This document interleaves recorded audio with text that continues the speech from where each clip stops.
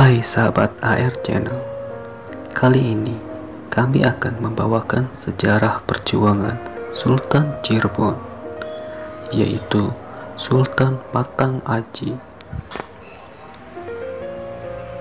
Sejak Belanda menduduki Indonesia, kebijakan yang dibuat oleh pemerintah kolonial Belanda seperti pajak sangat membebani rakyat Indonesia. Pajak yang harus dikeluarkan oleh rakyat Indonesia sangat tinggi. Hal ini tentu sangat mencekik karena saat itu rakyat berada pada kondisi yang miskin dan serba kesulitan.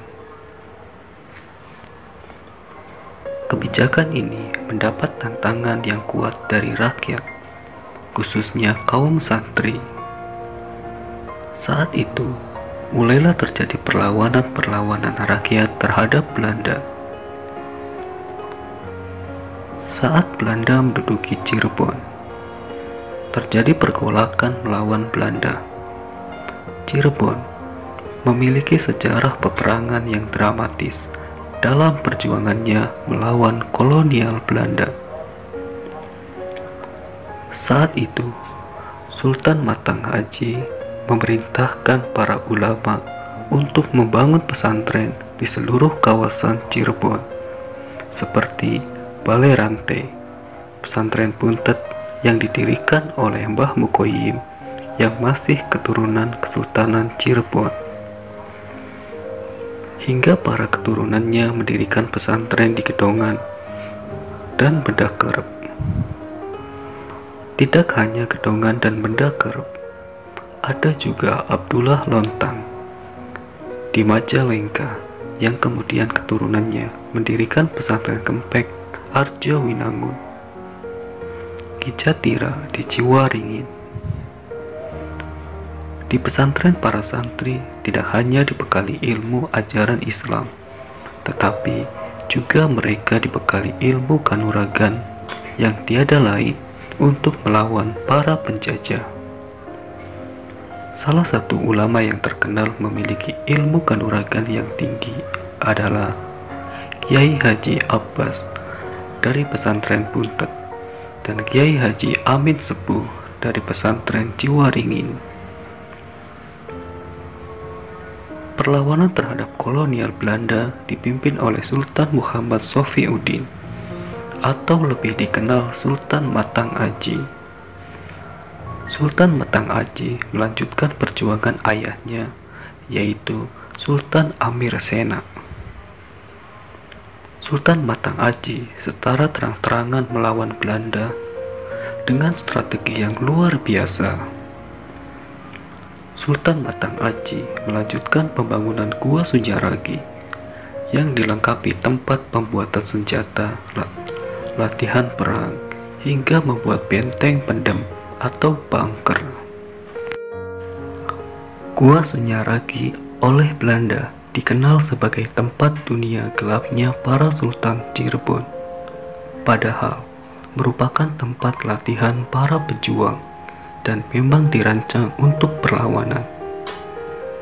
Namun, di tengah membangun kekuatan melawan Belanda, hal itu diketahui oleh Belanda, hingga akhirnya Belanda membombardir Gua Sunyaragi.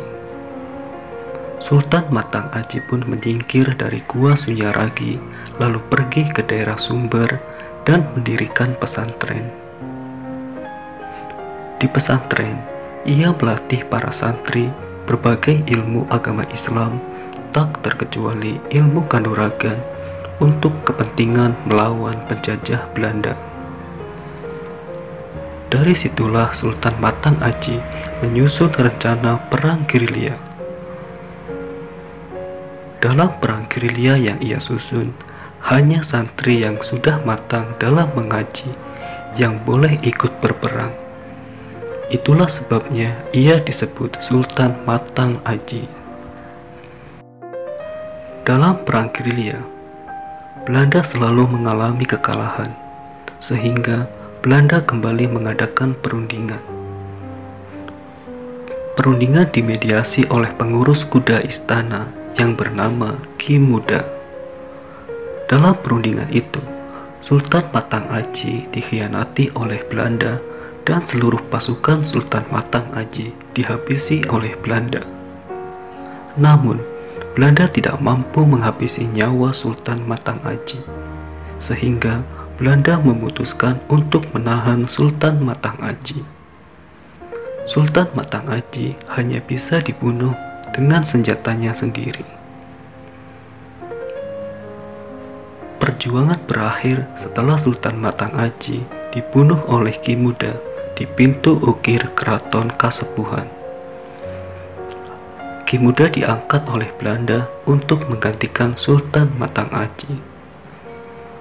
Demikianlah sejarah perjuangan Sultan Matang Aji Cirebon.